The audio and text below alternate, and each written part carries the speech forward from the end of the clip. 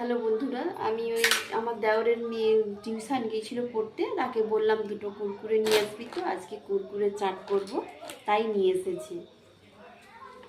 তা এখন আমি শুরু করব কুরকুরের চাট। প্রথমে আমি কুরকুরেগুলোকে ভালো করে কেটে নেব।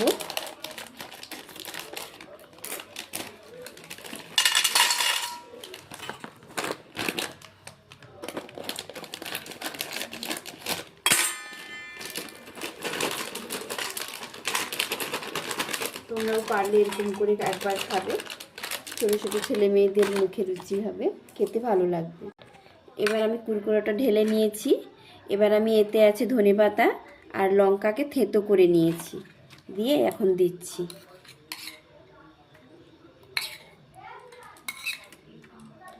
এবার দেবো একটু লেবু রস, তোমরা পরিমাণ মতো দেবে, স্বাদ মতো। এবার একটু আমি নুন দিচ্ছি পরিমাণ মতো।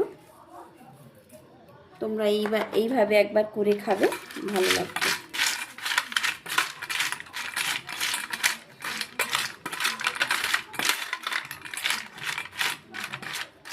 সবার শেষে আমি পেঁয়াজটা দিয়ে দিচ্ছি। তোমরা এইভাবে করবে, আর এই লম্বা লম্বাগুলোকে একটু করে ভেঙে দেবে, তাহলে ওর সাথে মিশে যাবে।